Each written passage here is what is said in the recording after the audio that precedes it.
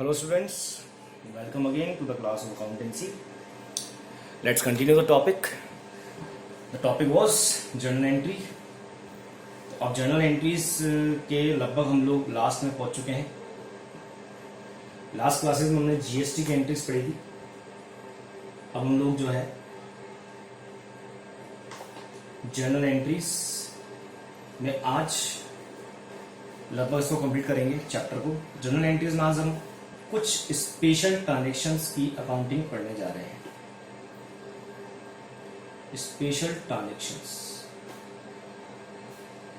Transaction मतलब जो ordinary बहुत कम होते हैं, ऑर्डिनरी कोर्स में नहीं होते हैं, फिर भी कभी कभी अगर हो जाए तो उसकी क्या जर्नल एंट्रीज होगी. तो कुछ एग्जांपल्स मैं आपके सामने लेना चाहूँगा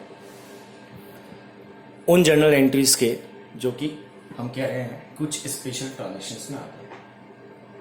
जैसे एक कॉन्सेप्ट आपको सिखाना चाहूँगा. सपोज करें हमने एक मशीनरी परचेज करी, ठीक है, ₹4 1 lakh and paid ₹10,000 as carriage. मतलब मैंने एक मशीन खरीदी 1 लाख रुपीस की और इसके कैरेज भाड़े पर 10,000 रुपये खर्च कर दी, क्योंकि मशीन खरीद के लाऊंगा तो भाड़ा भी देना पड़ेगा. अब इसको आप कैरेज समझ लो, आप इसको इंस्टॉलेशन समझ लो, आप इसको कार्टेज समझ लो, ऐसा खर्चा समझ लो, ये समझ लो कि कोई भी expense, any expense paid before, paid या पेबल, ठीक है, before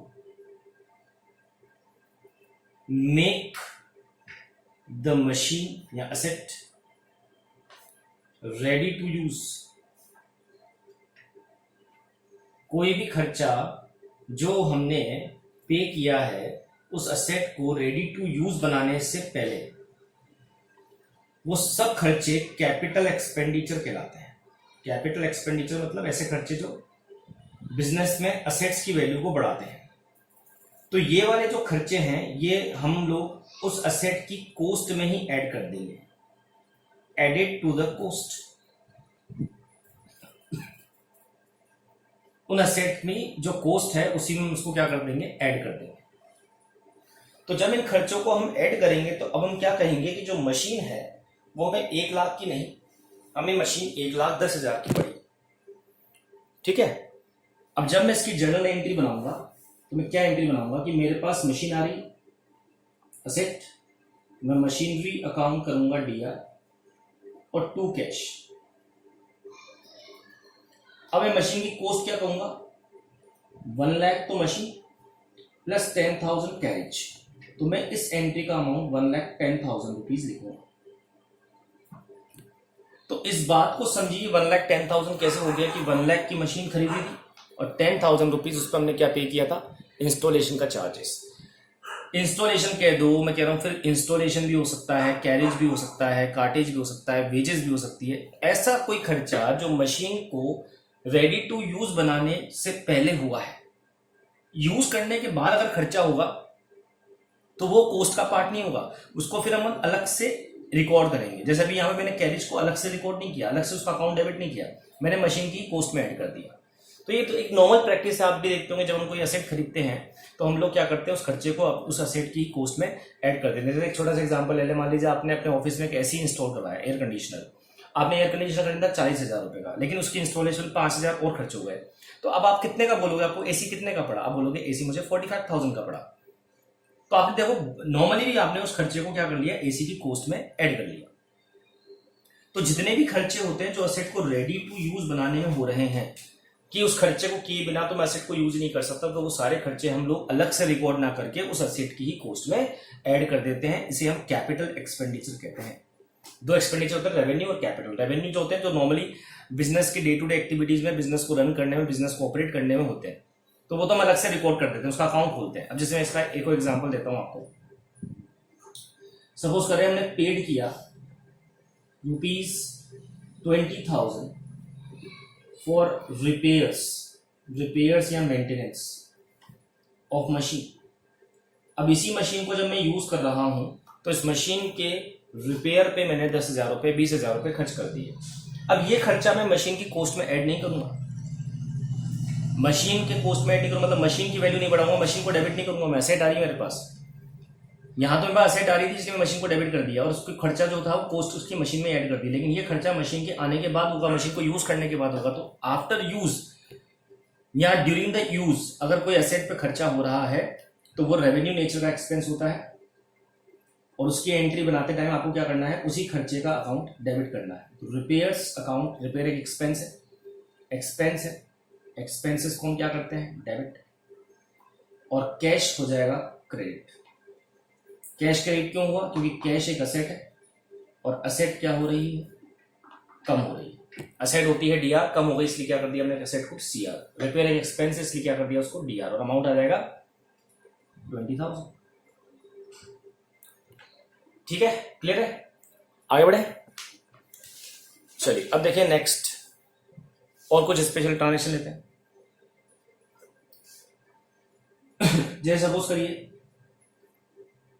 goods sold to Ram ₹10,000। Ram को हमने गुड्स बेचा, नॉर्मल एंट्री बहुत बार कर चुके हैं। राम को गुड्स बेचा, लिखा हुआ नहीं कैसे बेचा, कैश में या क्रेडिट में, तो मानेंगे क्रेडिट में बेचा, उधार में बेचा। एंट्री क्या करेंगे, सेल्स क्रेडिट हो जाएगी, गुड्स जा रहा है। सेल्स से क्रेडिट होने का क्या रीजन है, स्टॉक जो असेट है, स्टॉक जो असेट है वो क्या हो रही है, रिड्यूस। स्टॉक असेट है, असेट कम हो रही तो सीआर होगी। असेट वैसे डीआर होती है लेकिन कम हो रही इसलिए क्या करेंगे, सीआर। और राम से आपको पैसे लेने हैं, राम आपका डेटर बनेगा, राम को कर देंगे डीआर। राम आपका क्या बना, डेटर। डेटर मतलब जिनसे पैसे लेने, डेटर भी आपके असेट, और यहाँ ये असेट क्या हो रही है, इंक्रीज हो रही है, इसलिए क्या कर रहे हैं, डीआर कर रहे हैं। असेट डीआर होती है, इंक्रीज होने पर डीआर ही करेंगे, डिक्रीज होने पर सीआर कर देंगे। समझ में आ गई एंट्री। अब मानिए सपोज राम जो है राम ने रिटर्न कर दिया गुड्स वर्थ ₹1,000। 1,000 का गुड्स राम ने क्या कर दिया, वापस लौटा दिया। अब अगर राम ने गुड्स वापस लौटा दिया तो राम हमारा जो डेटर था जिसे 10,000 लेने थे, लेकिन अब हम क्या कहेंगे, 1,000 का गुड्स तो उसने लौटा दिया, तो हम क्या करेंगे, अब कहेंगे कि भाई हमको उससे 9,000 ही लेने, हमारा डेटर कम हो गया। तो राम को जो हमने पहले डीआर किया था अब सीआर कर दो। सीआर करने का लॉजिक क्या है, राम डेटर था, डेटर असेट है, और असेट क्या हो रही, कम हो रही। असेट कम क्यों हो रही, क्योंकि मुझसे हमें जो पैसा है वो कम लेना है। और डेबिट कर देंगे हम सेल्स रिटर्न अकाउंट, बेचा हुआ गुड्स वापस आ रहा है, सेल्स रिटर्न या रिटर्न आउटवर्ड, रिटर्न इनवर्ड। इससे हमारा स्टॉक बढ़ रहा है, वापस बेचा हुआ गुड्स वापस आ रहा है बिजनेस में, स्टॉक बढ़ रहा है, असेट बढ़ रही है, डीआर कर देंगे। ये लॉजिक है एंट्री का। यूं भी समझ सकते हो कि रिवर्स कर दिया हमने, बस जब डेबिट किया तो सेल्स के आगे लिख दिया रिटर्न, ताकि थोड़ा डिफरेंशिएट हो जाए कि सेल्स वाला जो अमाउंट है वो रिटर्न हो रहा है इसलिए हम डेबिट कर रहे हैं। अच्छा बताइए राम से क्या सेटलमेंट बन रहा है हमारा, राम से हमारे को 10,000 का गुड्स था, 1,000 रिटर्न हो गया तो हमें 9,000 लेने। अब मान लीजिए अगर राम 9,000 में से नहीं दे पा रहा कुछ पैसा, क्योंकि Ram become insolvent, Ram insolvent हो गया। इंसॉल्वेंट का मतलब है दिवालिया हो गया, राम का दिवाला निकल गया, and he is not capable of being paid any amount to the party to us. अगर हमें कुछ पैसा नहीं दे पा रहा तो हम क्या कहेंगे कि वो इंसॉल्वेंट हो गया। अगर राम इंसॉल्वेंट हो गया तो एंट्री क्या होगी, हमारा पैसा डूब गया, ये हमारी लॉस है, इसको बोलते हैं बैड डेट्स। डूबे हुए पैसे को क्या बोलते हैं, बैड डेट्स टू राम। और अमाउंट लिख देंगे, जो हमारा बैड डेट्स कितना रह गया, तो 9,000 अमाउंट था, तो 9,000 रुपये हम लोग डेबिट कर देंगे।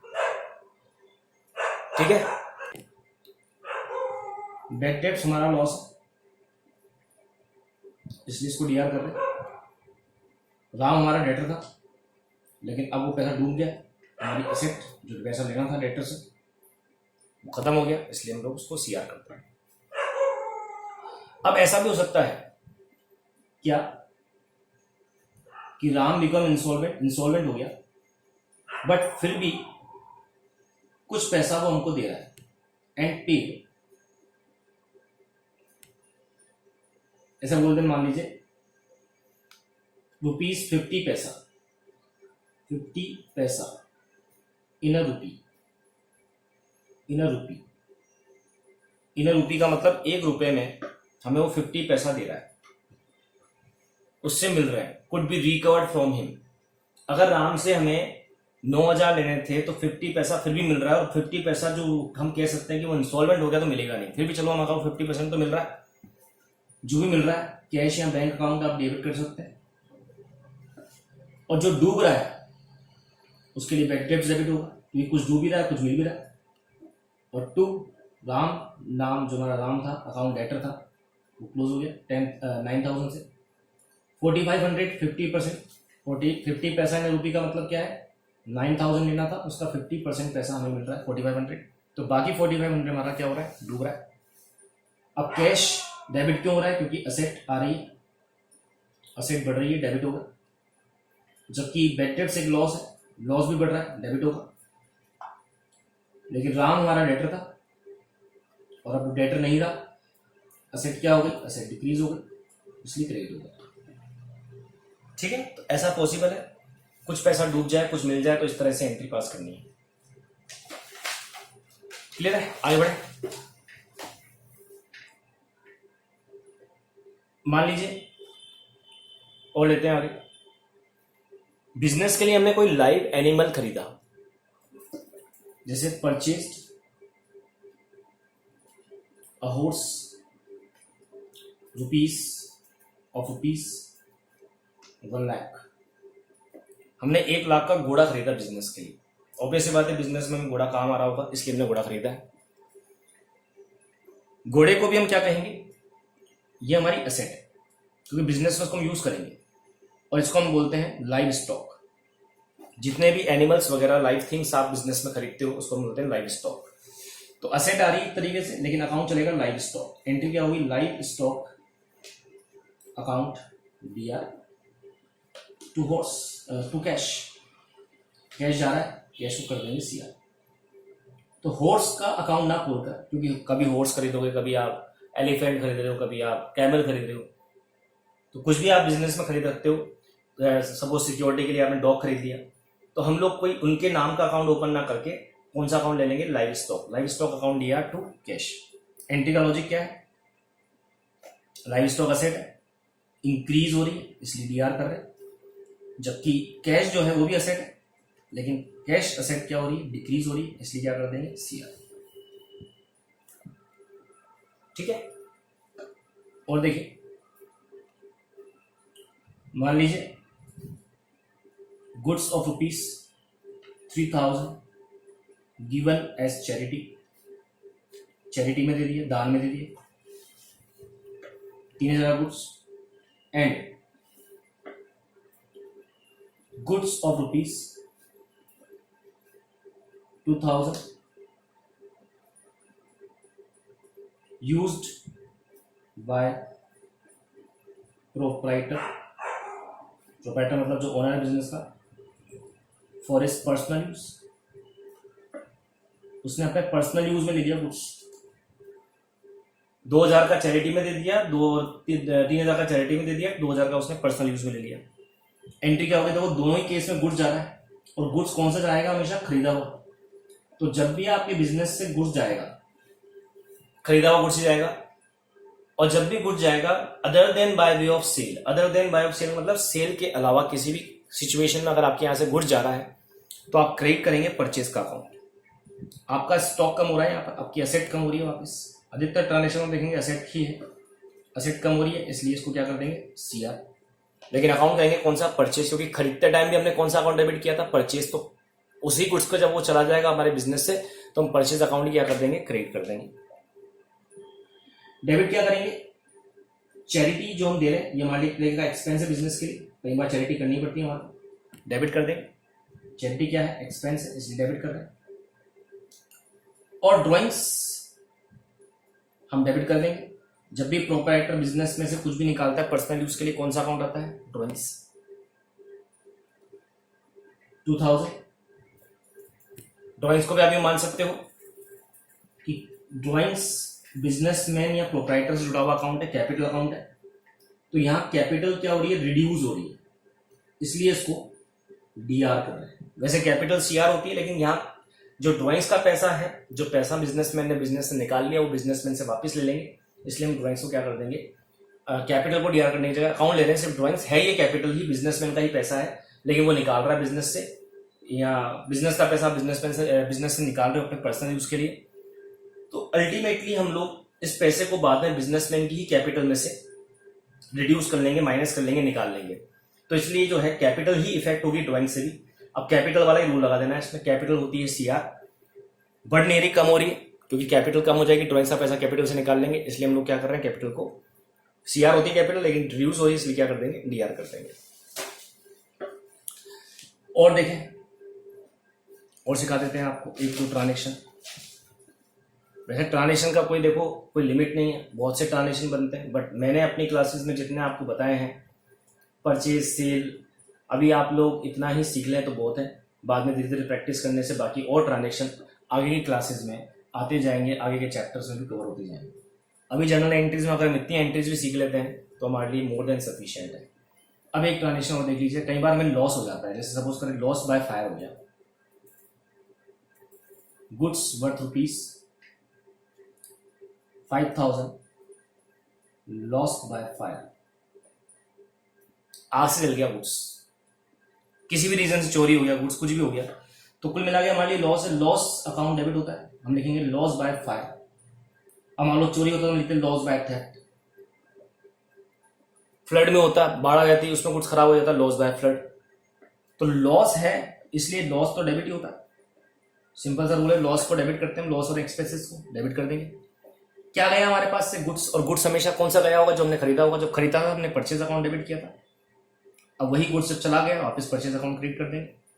एंट्री का लॉजिक, स्टॉक कम हो रहा है, असेट कम हो रही है, सीआर कर देंगे, ठीक है।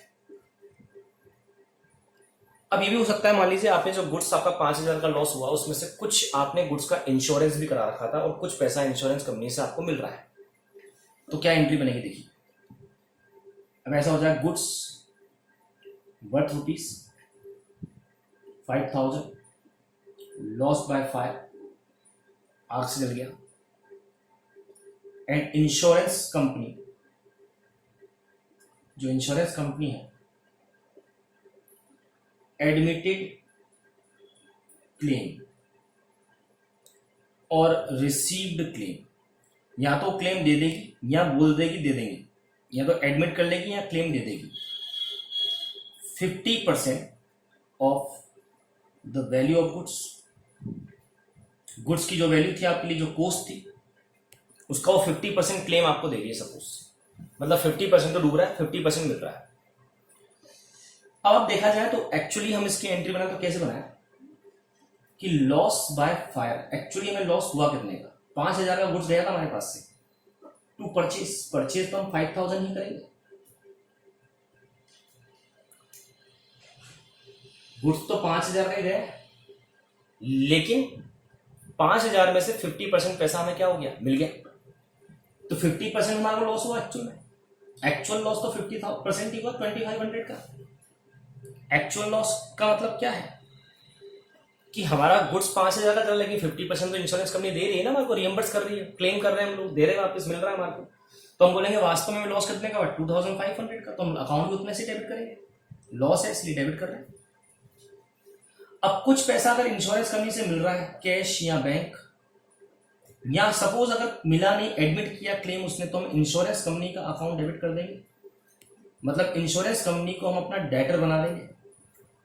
कुल मिलाकर हमारी असेट बढ़ रही है, भाई पैसा मिल जाए तो भी कैश बढ़ रहा है, नहीं मिल रहा तो हमारे डेटर बढ़ रहे हैं, एसेट बढ़ रही है, तो भी हम डीआर ही करेंगे। समझ में आ गई बात की। और टू गुड्स तो 5,000 गए तो 5,000 लिख देंगे। हम इसकी दो अलग अलग एंट्री बना सकते हैं। देखिए इसकी दो एंट्री कैसे बनेगी। सपोज पहले तो हमने गुड्स लॉस हुआ फायर से, उसकी एंट्री कर दी लॉस बाय फायर, अकाउंट दिया टू परचेज, क्योंकि तुरंत तो लॉस जो है क्लेम आपको मिलेगा नहीं, तो हमने लिख दिया था 5,000। अब सपोज करिए बाद में जब क्लेम मिल रहा है तब हम एंट्री कर देंगे कि इंश्योरेंस कंपनी अकाउंट दिया। इंश्योरेंस कंपनी या कैश या बैंक जो मिल रहा है तो कैश या बैंक, और अगर क्लेम केवल एडमिट हुआ है मिल नहीं रहा तो इंश्योरेंस कंपनी लेना है 2,500। अब देखा जाए तो हमारा जो लॉस था उसी का पैसा मिल रहा है हमारे को, तो हमारा लॉस क्या हो गया, कम हो गया। लॉस बाय फायर को हम सीआर कर देंगे। लॉस यहां पर हमारा क्या हो गया, लॉस डेबिट होता है लेकिन यहाँ लॉस कम हो रहा है, कम हो रहा है इसलिए डेबिट होता है लेकिन कम हो रहा है इसलिए क्या कर देंगे, क्रेडिट कर देंगे to loss by fire. Is it clear? अच्छा, बाकी का लॉस बाय फायर जो हमारा बच गया अकाउंट, अभी भी 2,500 बच रहे जो हमको नहीं मिल रहे इंश्योरेंस कंपनी से, वो हम लोग आगे चाहें तो अगले एक अकाउंट होता है हमारे पास प्रॉफिट एंड लॉस अकाउंट, उसमें ट्रांसफर कर सकते हैं। बट अगर अभी आप नहीं भी करेंगे तो कोई दिक्कत वाली बात नहीं, क्योंकि at the end of the year ये अकाउंट जब जो ओपन अकाउंट रह जाते हैं लॉस के, एक्सपेंसेस के, इनकम के, ये सारे साल के एंड में अपने आप हम लोग बंद कर देंगे अपना प्रॉफिट लॉस निकालते टाइम। ठीक है, तो ये एंट्री और ये एंट्री और ये है इन दोनों की कंबाइंड एंट्री, इन दोनों की जगह हम ये भी कर सकते हैं। ठीक है, इसमें हमने एक ही एंट्री बना ली, इसलिए लॉस बाय फायर हम देखें 2500 से हमने डेबिट किया था यहाँ 5,000 से पहले डेबिट किया और 2,500 से क्रेडिट किया, तो इफेक्ट क्या पड़ा अल्टीमेटली, वो 2,500 से डेबिट रह गया। तो बात वही है, इन दोनों की कंबाइंड एंट्री ये बन सकती है। तो आई थिंक आपको आज की क्लास में समझ में आया होगा, कुछ स्पेशल ट्रांजेक्शन हमने पढ़े थे जो हमारे नहीं हुए थे पहले वाली क्लासेस में, और अब हमने ये ट्रांजेक्शन कवर कर लिए हैं। तो अब हम ये मान के चल सकते हैं कि लगभग जो ऑर्डनरी जनरल एंट्री चैप्टर हमारे को आना चाहिए normal basic point of view से, वो हमारा लगभग हो चुका है। बाकी चीज़ें हम लोग धीरे धीरे टाइम के हिसाब से आगे इस चैप्टर में जनरल एंट्री की और एंट्रीज और ट्रांजेक्शन जब हम आगे पढ़ेंगे और हम लेते रहेंगे। ठीक है, तो आज के लिए हम इतना ही लेते हैं। आई होप आपको जनरल एंट्री चैप्टर समझ में आया होगा। इसके लिए जरूरी है क्योंकि एक इंपॉर्टेंट चैप्टर है, जितने भी जनरल एंट्री के चैप्टर या लेक्चर मैंने अब तक दिए हैं वो प्लीज़ आप लोग सब लोग देखें। आज मुझे नीड हुई कि ठीक है थोड़ा कॉपी में आपको समझाया जाए, इसलिए मैंने कॉपी में इस क्लास को लिया है, बोर्ड पे नहीं लिया है। ठीक है, सो आज के लिए इतना ही लेते हैं। Thank you so much.